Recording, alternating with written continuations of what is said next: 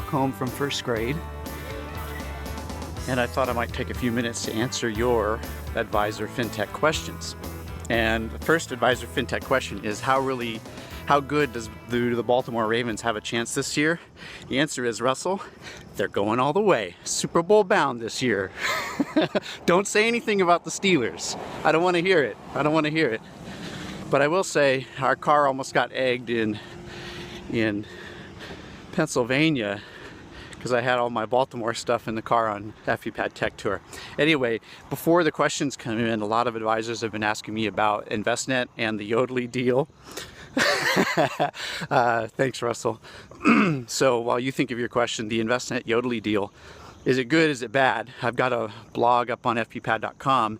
Really, if you're an Envestnet user, if you use any of their products, it's actually a really, really good deal, because you're going to be able to not only get some of the aggregation benefits to see all of your clients' accounts in one place, but there actually is some pretty decent intelligence potential from knowing not only what your held away assets are for your clients, but also potentially being able to see inside the cash flow accounts and the liability accounts.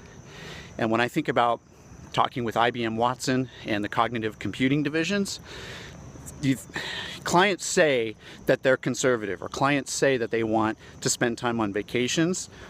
If you can look into their cash flows, that's going to prove it to you. Where they're spending their money, they can't lie. You can't fake those transactions. So I saw that question on Robo Advisors. I need the tweet to come up, or the chat to come up. Oh, ask that question again. It was something about Robo Advisors and customized advice. So it actually has to deal with this Yodlee deal with Envestnet. If the Robo Advisors were able to digest so much data about your clients, then there is some level of better customization than there is today, because today there's very little customization other than the 10 questions clients answer about their risk tolerance. If you can couple that with spending patterns, with the insurance that they purchase, and any other type of transaction level detail that you can get, you can begin to offer more customized advice. But I think it's a decade away from rivaling that of a human advisor who, the downside is human advisors, we bring our own cognitive biases into planning equations based on our experience. Have we been burned when we were investing in real estate? Then we may not encourage clients to invest in real estate. And vice versa, if you've been very successful with real estate investing, you may encourage your clients to pursue real estate investing. Something like cognitive computing and an IBM Watson, it's indifferent. It looks at correlations, it looks at all that raw data and makes a calculation. So its biases and history doesn't influence it. But really, that's why I think the cognitive computing powering the advisor is where things are going in the next 4 or 5 years. I think you'll be able to plug in those apps from an IBM Watson-like system, maybe even IBM Watson, gather data, connect it with account aggregation, so that you're not using assumptions as your foundation. The cognitive engine makes these calculations that real estate should represent this portion of a portfolio, clients should have this much level of insurance, and then you tweak them based on those meaningful conversations you have with clients. That's the value of advice. That's the value of advisors. That's why I have an advisor. That's why I don't rely on any automated investment services. I have those conversations with my advisor of how much should I reinvest in my business? How much should I take out of my business? And how much should I plan for vacations? How much should I plan for retirement? How much should I plan for college savings?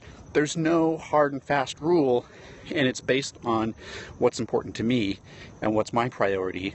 And I think a human advisor gets that in about a 30-minute conversation over the phone, which I think a survey, even if it has 100 questions from an online advisor or an online investment service, those surveys, remember, are designed by humans, and humans have cognitive biases and our own experience. So the questions have some inherent bias in them. So the answers that are listed there are somewhat biased. So anyway, getting back to Yodlee and Envestnet, it's great for Envestnet. If you compete with Envestnet, if you sell portfolio research, portfolio strategies, or you sell some of the tools like CRM, portfolio management, that wants to use aggregation, it's a problem. It's a strong competitive force that now Envestnet has competitive advantage, and we'll see what happens, because Yodlee, it's got that licensing issue. So one of my concerns is, like, Personal Capital is a big time user of Yodlee account aggregation. What happens if Yodlee comes back and says, hey, you know, Envestnet bought us, the stock was pretty volatile, and as a result, we're tripling our subscription fee? How is Personal Capital going to feel about that? You know, if Yodlee does something like that. I'm not saying, I'm just making an assumption. This could happen, and that could happen hundreds of times over, because there's many ways Envestnet can leverage the Yodlee technology in addition to just selling it to startups like Personal Capital, or established RAs like Personal Capital. So Personal Capital lives and breathes on aggregation. That's how they figure out how much money you have, so they can recruit you as a client, because they're going to look into your aggregated accounts, see if you have 100 grand in investable assets, and that's when you get a phone call. Without the aggregation, they don't know how much money you have. You have to manually type it in, and I'm not going to do that. My life is too busy to do that. I don't think anyone in Gen X, Gen Y, or millennials will type in that data manually. So that presents some business complications in that specific instance. For advisors using Yodlee, most advisors aren't buying Yodlee, so you're going to have to get it through a third party, and a great example is MoneyGuide Pro. MoneyGuide Pro offers Yodlee for $1 a day, $365 for your first year. I'm going to make a U-turn, change the scenery. And so that's where most advisors get it, is through the third party relationship. And again, with MoneyGuide Pro, you're reading my website. What's up to, oh, quick shoot and edit. All right, I'll get to that next one.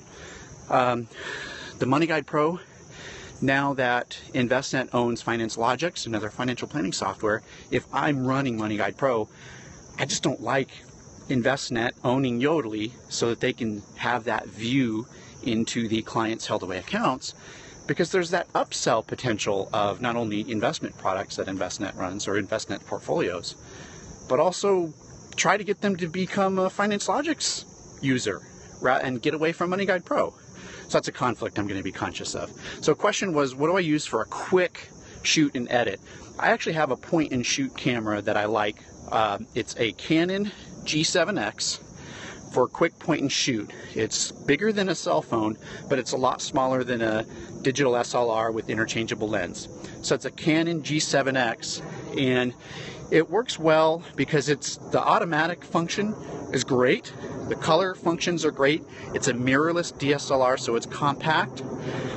If you do buy one, buy 2 batteries if you plan to use it for like a full day. The batteries don't last more than about 40 minutes or so.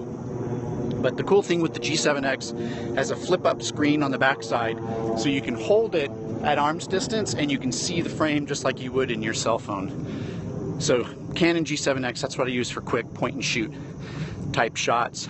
Sometimes you've seen me hold the tripod with the big camera with the big microphone on it. That's actually my Canon DSLR. It's on one of those Joby Gorilla Pods made for 3 or 4 pounds for a heavy camera.